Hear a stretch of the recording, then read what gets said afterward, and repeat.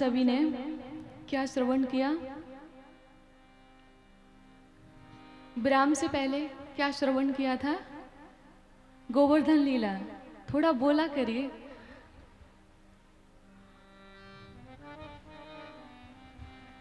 तो गोवर्धन लीला में भगवान ने क्या शिक्षा दी हमें?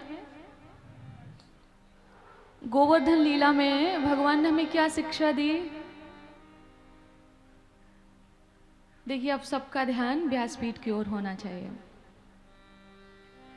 कल थोड़ा सा प्रकाश डाला था कि पूजा या तो वैदिक हो या पौराणिक हो, लौकिक पूजा मान्य नहीं होती है। और अगर हम लौकिक पूजा में समय व्यर्थ कर रहे हैं, समय व्यतीत कर रहे हैं, तो आप मानिएगा केवल परिश्रम है। श्रम एव ही केवलम। तो वैदिक पूजा पर आपका ध्यान ज्यादा होना चाहिए। इंद्र देवता रुष्ट हो जाते हैं, बारिश करते हैं, और भगवान सभी ब्रजवासियों को उस गोवर्धन पर्वत की तलहटी में लेकर जाते हैं और सबको सुरक्षा प्रदान करते हुए अपनी कनिष्ठ का उंगली पर गोवर्धन पर्वत को 7 दिन 7 रात्रि तक धारण करके रहते हैं।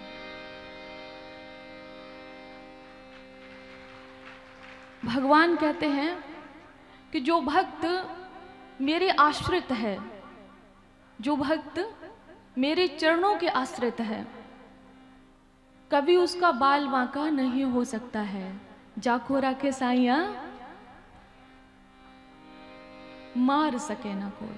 बस शर्त है कि हमें भरोसा होना चाहिए, हमें श्रद्धा होनी चाहिए, हमें विश्वास होना चाहिए।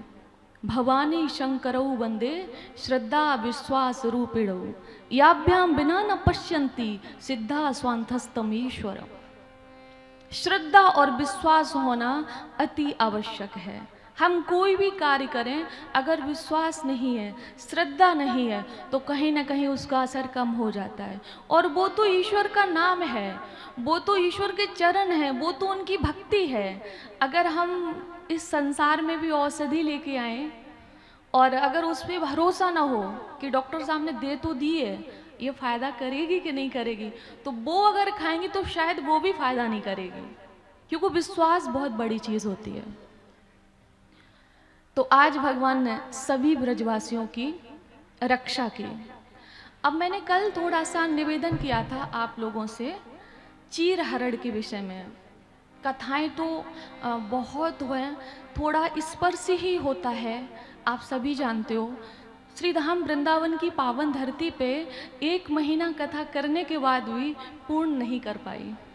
और गुरुजनों से पूछो तो अगर साल भर बैठकर भी की जाए ना कथा तो भी पूरी नहीं होगी। क्यों? हरि अनंत, हरि कथा अनंता। इसलिए तो चीरहरण लीला से भगवान ने क्या शिक्षा दी? पहले तो उस समय लिखा है पौगंड अवस्था, ध्यान से सुनिएगा। 6 वर्ष की आयु थी भगवान की, पौगंड अवस्था कहते हैं, 6 वर्ष की आयु थी। अब 6 वर्ष का बालक, पहले तो हमें ये विचार करना चाहिए कि उसके मन में क्या विषय हो सकता, क्या विकार हो सकता है। गोपियां क्या करती थी? ब्रह्म मुहूर्त में यमुना के किनारे जाती और अपने वस्त्र उतार कर किनारे पर रख देती और ऐसे स्नान करती, और उसके बाद निकल के आती, बालू की कात्यायनी मैया को बनाती और कृष्ण भगवान को पति के रूप में पाने की कामना करती। तो भगवान ने ये विचार किया, सभी लोग ध्यान से सुने। मैंने कहा था ना कि कल ही बोला था कि शिव जी बेचारे मंदिर में बैठे होते हैं और इतने से बड़े, और उनके ऊपर एक धूपबत्ती लगा दी जाती है। और जब हम यहाँ से जाएंगे, भाई अगर धूपबत्ती लगाओगे वो ताप नहीं लगेगा उनको, भगवान ही है ना। और हम यहाँ से जाएंगे तो वो भी धूपबत्ती लेके खड़े होंगे, और जब कहोगे कि प्रभु ये क्या है, तो वो ये कहेंगे तेरा तुझको अर्पण, क्या लागे मेरा, क्योंकि यही तुमने दिया तो यही हम तुमको दे रहे हैं। तो भगवान ने ये मन में विचार किया कि गोपियां मुझे पाने के लिए व्रत कर रही हैं, ये तो बहुत अच्छी बात है। मुझे पाने के लिए व्रत कर रही हैं, ये तो बहुत अच्छी बात है, ऐसा करना चाहिए। लेकिन इसमें गलती हो रही है, त्रुटि हो रही है। और गलती अगर मानव करेगा तो हमारी प्राप्ति में कहीं ना कहीं बाधा पड़ेगी। तो उस समय गलती क्या हो रही थी कि वो निर्वस्त्र होके स्नान कर रही थी। तो भगवान ने अपने सखाओं को लिया, भागवत में साफ साफ वर्णन लिखा हुआ है, सखाओं को लिया। 6 वर्ष के बालक हैं कृष्ण भगवान, यमुना किनारे आते हैं और गोपियों ने जैसे ही प्रवेश किया, जैसे ही यमुना जी में प्रवेश किया, वस्त्रों को उतार के रखा और भगवान जी ने सारे वस्त्र उठाए, लड्डू गोपाल ने, कृष्ण भगवान ने, और वो कदम्ब के वृक्ष के ऊपर रख लिया। जब गोपियां स्नान करके किनारे से आती हैं तो देखा कि वस्त्र ही नहीं है, तो जल में अपने आप को कंठ तक डुबो के सामने देखा तो कदम के वृक्ष पर कृष्ण भगवान है। तो कहा, हे श्याम सुंदर ते दास्याम, कि हम आपकी दासी हैं, आपकी भक्ता हैं, आप हमारे वस्त्र हमें वापस कर दीजिए। तो भगवान ने कहा कि हमने कब मना किया, आप आओ और अपने वस्त्रों को ले जाओ। तो गोपियों ने कहा कि आप तो जानते हो ना, अभी इस समय हम वस्त्र नहीं पहने तो आपके सामने कैसे आ सकते हैं। तो भगवान ने कहा, जैसे आप जल में भीतर गई थी वैसे ही वापस आ जाओ। तो गोपियां कहती हैं कि उस समय आप नहीं थे, जब हम जल में गई थी तो आप नहीं थे। तो भगवान ने यहाँ पे इतनी सुंदर शिक्षा दी है, समस्त मानव जाति के लिए दी है।